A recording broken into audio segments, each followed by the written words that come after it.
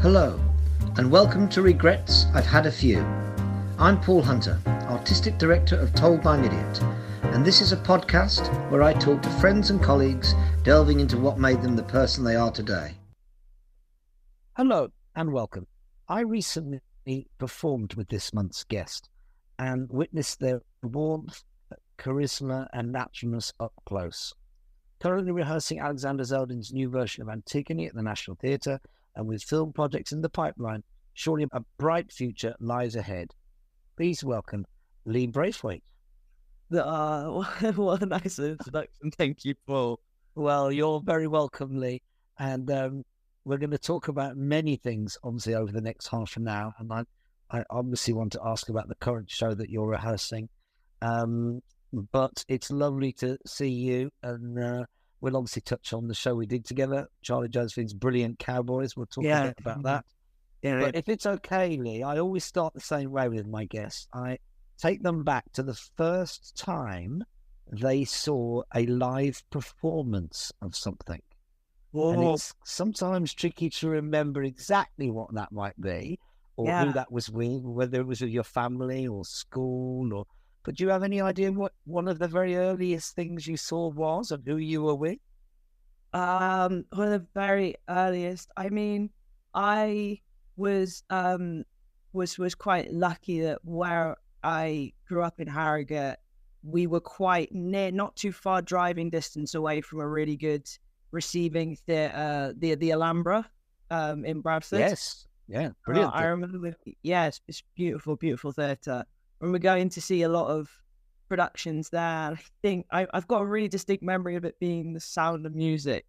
I think, like, brilliant. A stage show of it, because I just really clearly remember being really small, and the bit where they like go to the concert to perform, and it's been like the build up, and then bit in the show where these like two big red flags with just the swastika just like flops down, and I remember being so like in awe and kind of afraid and scared, and I was like, oh whoa, it was really like theatre makes you, I love the way it made me feel watching it, and then it wasn't yet to realise that I would enjoy even more being on the other side of the stage.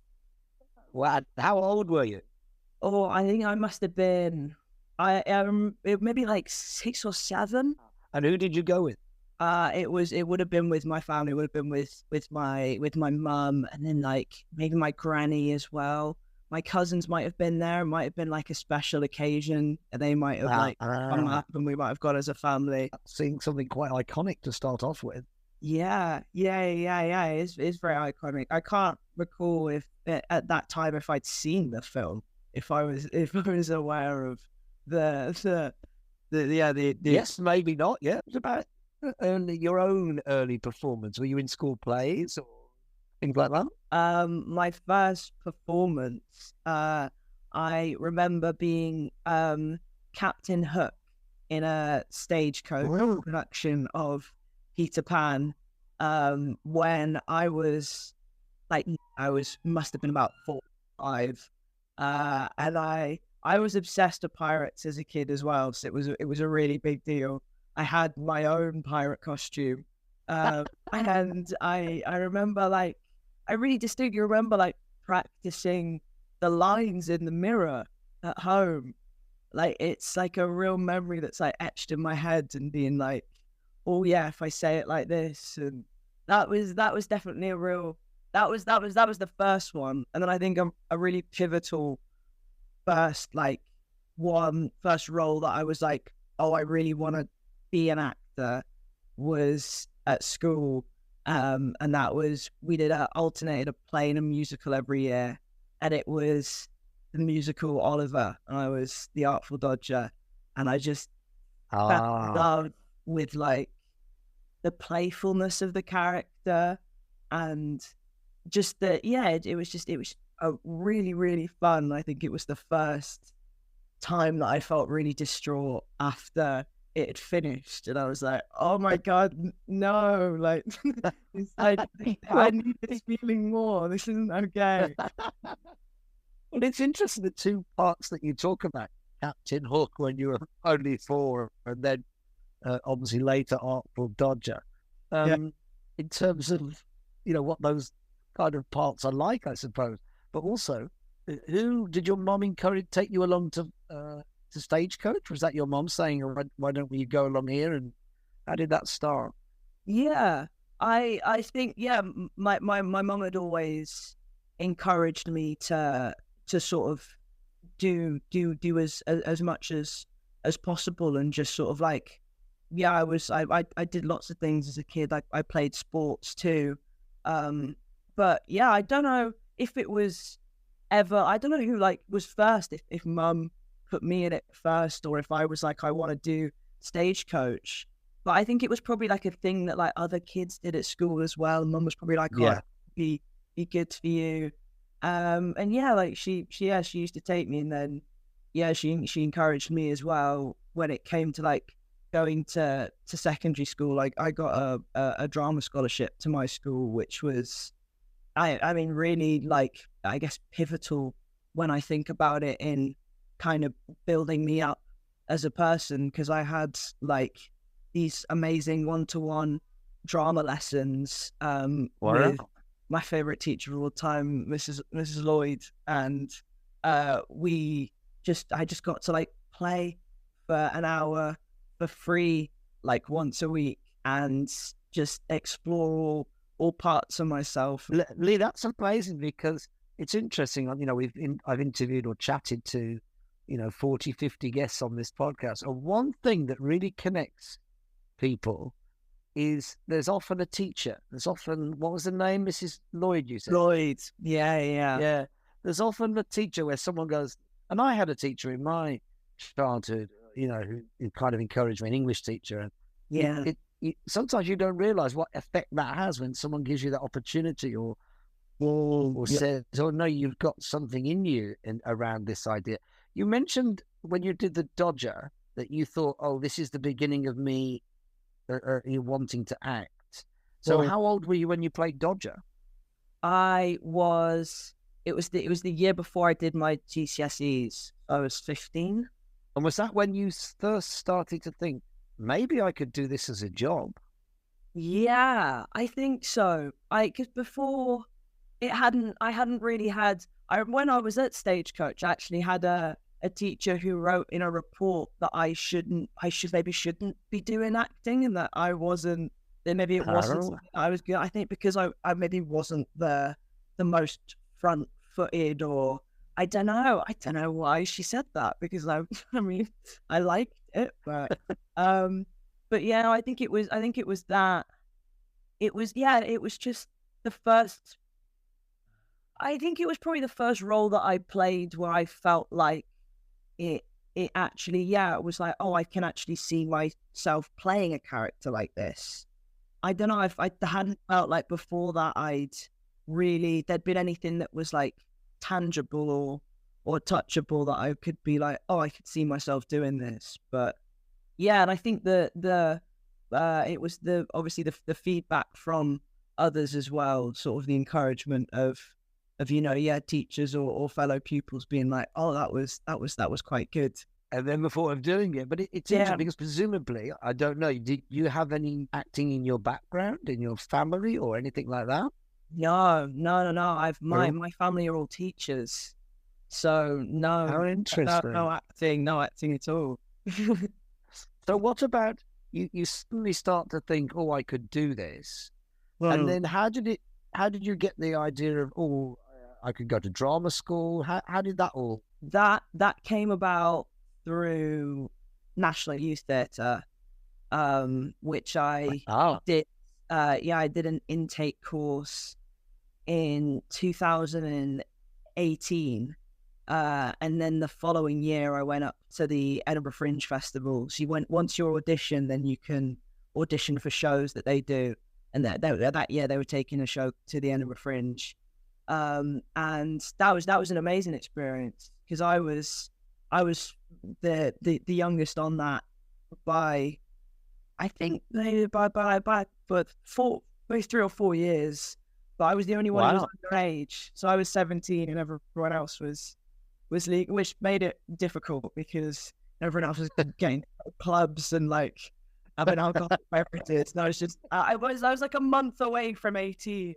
And it was just felt like it was really hard, but that was a really an informative experience. Getting to chat to, like a group of actors who were already, everyone was out there. They'd either were at drama school, auditioning for drama school, and it had never really been something that I'd thought about. Like, I'd heard people talk about drama school, but like my mum had always been, she was quite like, well, let's go to university, like get a degree, have that solid, and then you can always do something after. And I think that if I probably hadn't have got into drama school, like my first year of auditioning, I probably would have gone to university. And God knows what would have happened. I wouldn't. That sounds a great. Yes, that sounds a great opportunity in Edinburgh, though. What was the play? It was called F Off. And it was written by Tatty Hennessy, directed by Paul Roseby. And it was about like social media and Cambridge Analytica and how you can be influenced on like Facebook to like politically vote. And it was kind of like a bit of a comment on like sort of like the like Boris Johnson and the whole Brexit campaign and how they'd managed to trick people with that, but also what was going on in the States and Russia. And it was totally mad, totally nuts, but it was a great fun. I highly recommend that actors work at Edinburgh Fringe at some point, because I totally agree. It's just so much fun. My first ever job out of drama school was at Edinburgh Fringe, and I agree. All actors need to do it at some point. So you start auditioning for drama schools. How many schools did you audition? I auditioned for 5. See, maybe LAMDA, Guildhall, Bristol, and another one, Mountview, I think. Yeah, and it was. And where did your offers come from? I had offers from Bristol and from Mountview, and I think it was for me. It was between LAMDA and Bristol, and I think the only thing that pipped it, because I knew that I was gonna want to live in London at some point as an actor. Yeah, I was like, why don't I just get a foot ahead and live there 3 years earlier? Because I think Bristol's an amazing school, and I thought living in Bristol would have been brilliant as well. But it just seemed that it was easier to be in London a little bit earlier. Yeah, makes sense. So you turn up at LAMDA. How old are you when you arrive at LAMDA? Just turned 19, fresh face, 19-year-old. Wow, We're still in COVID at this point as well. So we're all... Oh my gosh. Of course you were. Yeah. Oh my word. Yeah. So what, your first year of drama school was COVID? Yeah, well, my final round auditions were over Zoom. Wow. I think I booked all my first rounds early. I had all my first rounds in like February, and then we went into lockdown in the March. I was in my last year of school. I didn't sit my A-levels. Oh my word! It's so extraordinary. Yeah, it's strange. It's so strange because my daughter Elsie, who was such a fan of Cowboys. She's just done her A-levels. Wow. And she just about came out the other side of what you went through. But I always feel when I talk to actors who was training during COVID, it must have been so hard. Oh yeah. How did you do movement? How did you do? Oh, Paul, how did you do lots of those things? It was really, really hard. It was still. I think we went. We had like we were in a little bit in September and October and November, and then there was that, because they let everyone go home for Christmas. There was the second. Oh yes. And that was then when we were online for like 2 months straight, and it's really hard. I was like on Zoom, running in and out of my Zoom screen around my room in a movement class, pretending to be fire. And I was like, I don't feel like fire. I can see my neighbours looking in at me going, what are you doing? And I'm like, I know, what am I doing? I don't know. It was really difficult. And it was hard to stay motivated, but I think the thought of knowing it's not forever, it got you through, but it was really, really difficult. I think. How long was your training in your, affected? Just first year, really. I think there was that sort of middle second term and sort of half of third term of first year. And then once we got back in second year, everything was back to normal. So you were, once you got to third year and you're doing your final shows, that was all. It was nothing. Fine. Yeah. And I'm always intrigued by this. What did you play in your final shows? What was like your big part? You usually get one really good part, don't you, at the end of drama school? Yeah. What was yours? I was so lucky. I got to play Connor in A Monster Calls. Which is an incredible play. It was. Yes, I saw it. I saw it at the Old Vic. So did I. I saw it the summer that I was with MIT, and I've never had an experience in a theatre like it. Sort of the collective weeping, and like the power of like that piece of storytelling. It felt such like a full circle moment to get to do it, and I had such an amazing cast around me. And who directed it, Lee? An amazing director called Piers Black. He's fantastic, and it was my first one as well. So it felt like at first it took me a minute to sort of get my head on, and then I think once I was like locked in, it was incredible. Yeah, it was amazing. Oh wow! So then. Did you get an agent on the back of that? Or yeah, I was really lucky. My agent came to see that, spotted me in that, and then I sort of had an offer, and we weren't really meant to sign, but I sort of thought, wow, why the hell not? And I sent him an email on Christmas Eve saying, I think I'm gonna go with you guys, and I'm really happy that I did, because it was the right decision for me. Brilliant. And then I think I know this journey, but I'm going to ask you again. And so you come out of drama school, and at what point do you audition for Cowbois? I auditioned for Cowbois. It was the summer term. I was still at LAMDA when I found out I was doing it. Wow. So it was, but I'd met Charlie in second year. They had come in to do an R&D of a show that they're still working on now, actually. But at the end of that R&D, we got to read through Joan, which was going to be yes, of course. And I'd read the part of Joan, and I just, from reading that, I'd just fallen in love with their writing and was like, oh my, I need to work with them. I think. Well, it's interesting. I had the same feeling. I probably shared this with you when we were rehearsing Cowboys, because I went with Elsie to see I Joan on stage at the Globe, not really knowing very much. And I had the same feeling. I thought, I want to work with them. I want to work with their writing, and I want to be part of that. So I was similar to you when I got an opportunity to join an early R&D on Cowboys. I said to Maj, I don't care what it is. I want to go and be part of that. And it was some journey, wasn't it? So you get that. Did you do any R&Ds as well, or did you just go straight into the rehearsal period? I remember I did like the read through. We did like a movement work. Yes. But then it was it was just pretty much straight into rehearsals. Yeah. And this time last year, of course, we all turned up in the RSC in Stratford for Charlie Josephine's Cowboys, and it's always interesting, isn't it? Now you're doing lots of plays, and you're doing one at the moment, which we'll talk about. But that first day when you walk in a room and there's all those different people there, and especially a play, it was a big play, very big play in a way. Yeah. But I suppose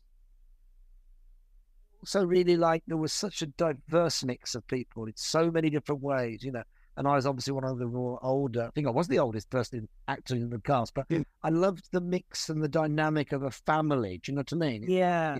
And I suppose that's a lot down to Sean and Charlie and all of those people who brought us all together. But yeah, did you feel similar? Like it felt a bit like a family quite quickly. Oh, definitely. It really did. It was a really, really special show. I think it will forever sort of have this glow around it for me for being my first one.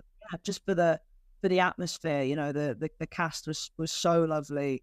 And yeah, it was like Charlie and Sean were like our two dads, and it was like, yes, it was amazing. It did feel like that. Yeah, but I also remember watching you, of course, you know, in rehearsals, and I think because in the first scene where various characters are established, in which yours was one, and then I enter as this very dishevelled and drunken sheriff. But I remember literally being very taken by your kind of simplicity in the performance. I thought, wow, it felt very assured.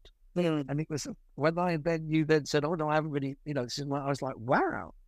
So I suppose, obviously we all get nervous.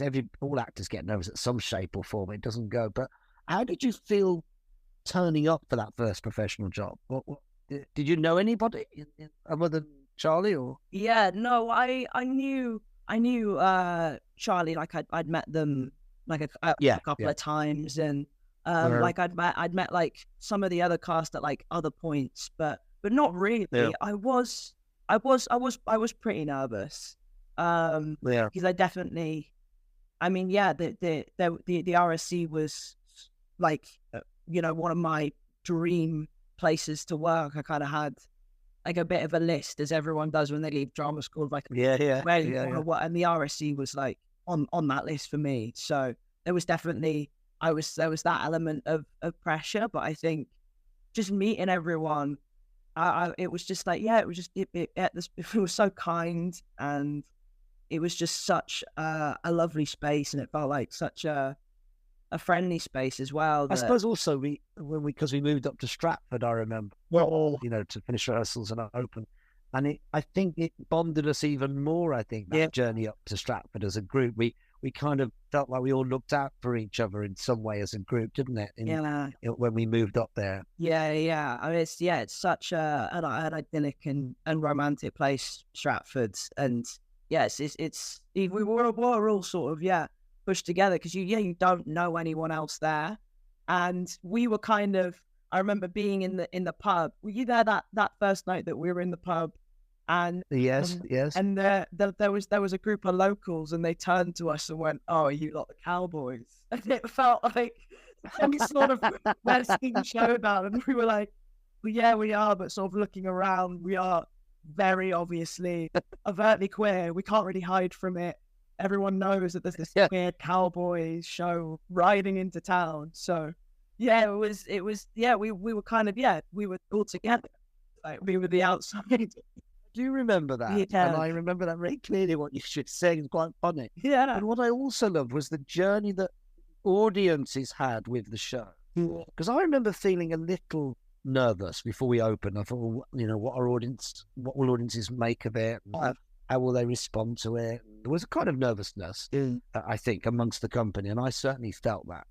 But then what was wonderful was I felt how, on the whole, the audience was so warm in their response. And you know, when you were out walking around Stratford or having a cup of coffee after it opened, I often had conversations with sometimes quite elderly members of the audience who would stop me and go, "Oh, we saw the show, we loved it. We didn't know what to think at the beginning, but we thought it." And I thought that was such a wonderful thing, and maybe a lesson to me not to prejudge an audience, even not to go, "Oh, that it won't be their cup of tea," because on the whole, I thought the audiences were brilliant. Yeah. I think we were really lucky. I think because people knew what it was about, even if people came in sort of not wanting to like be politicized or like change in any way. Yeah. Whereas I think once they realized that we weren't sort of like preaching at them, we were just telling a story and having a really good time telling the story.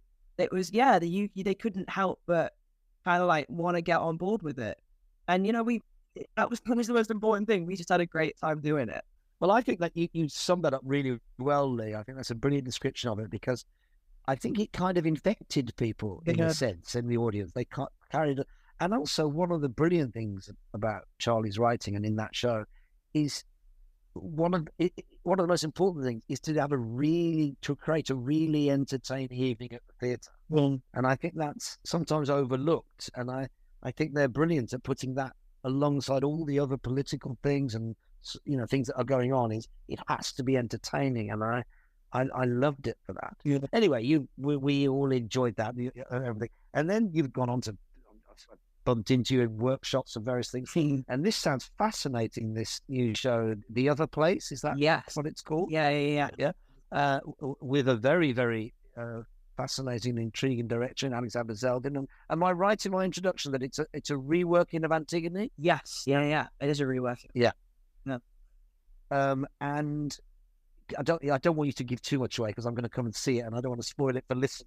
That's best. But and is that written and directed by Alexander? Yes, yeah, it is. We're constantly working on it in the room. It's constantly shifting and changing. And it's really exciting because it's always fresh and really keeps you on your toes. Like, I feel quite fortunate in that I've had lots of different experiences with directors and people like directors who also write as well. And I feel like I've had chance to use lots of different kinds of actor muscle, and I'm really learning, and I'm really fortunate for it. So yeah, it's going to be a really exciting show, I think. No, I can't wait. I think I messaged John coming in one of your previews, and I can't wait to see it. I also think it's interesting as an actor, like you say, to be challenged, to be provoked.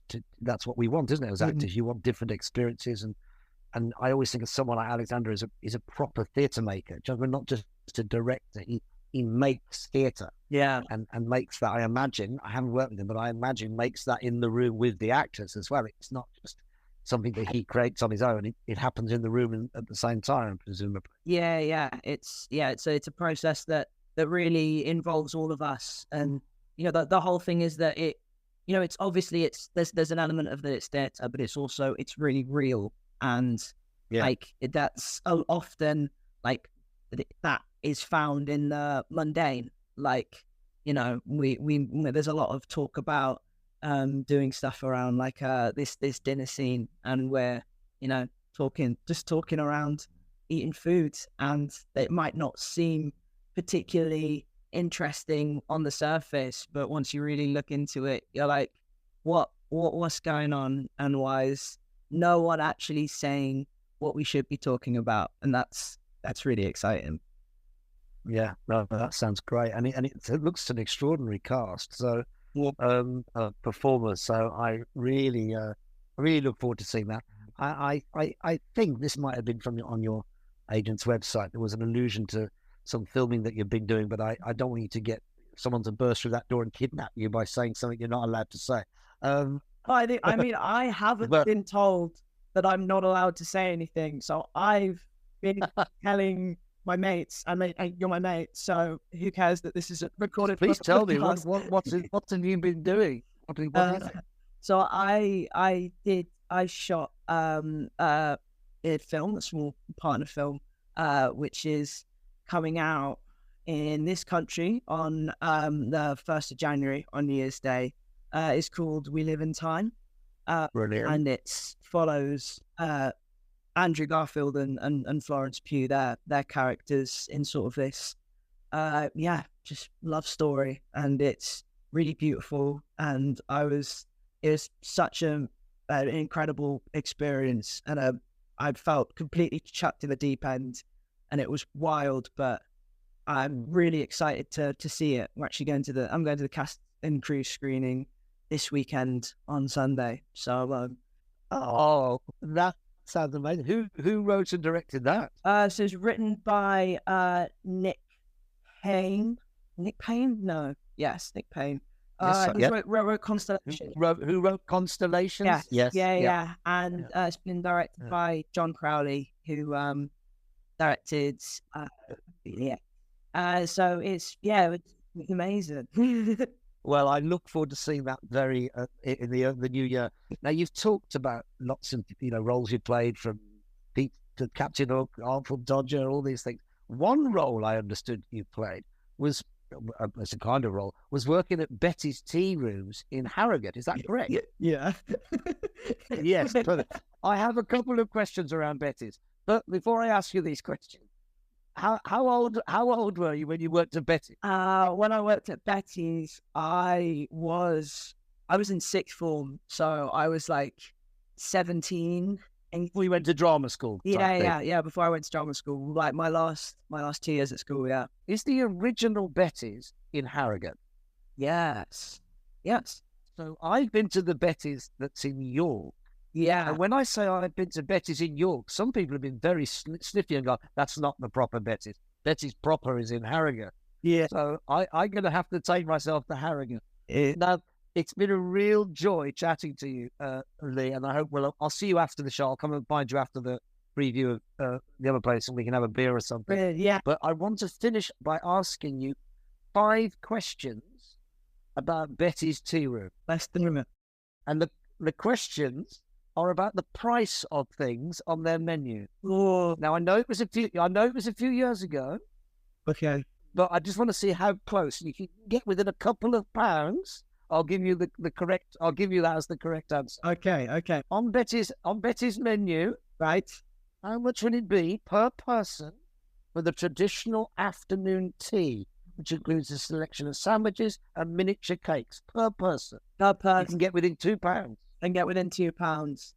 I'm gonna say that in recent times, Betty's have probably upped their price, and I'm gonna say it's probably at least like £24 per person.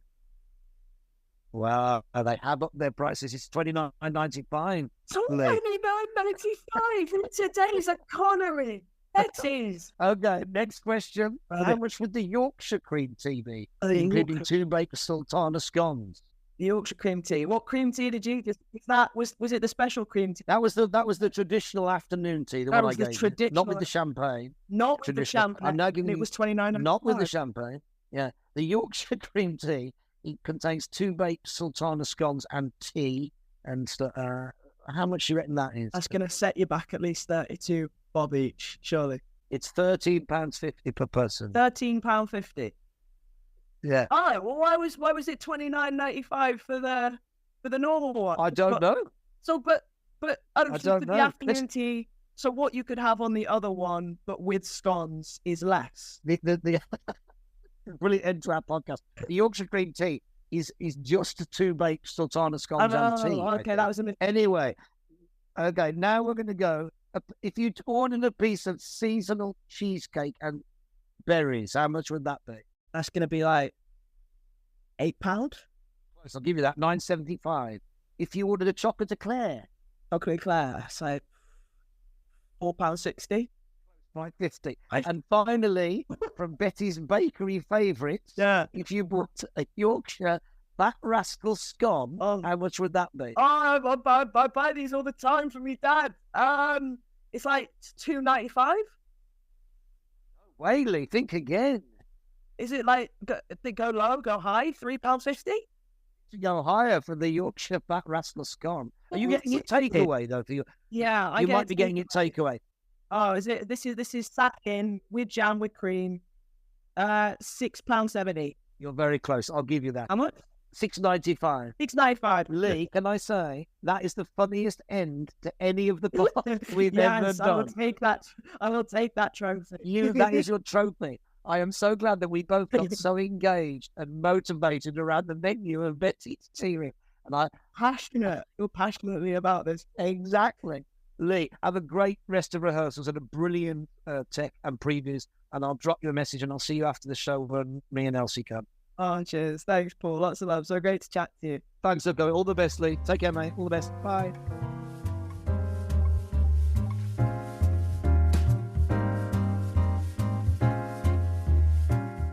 Dear listeners, if you've enjoyed this idiot podcast, please spread the word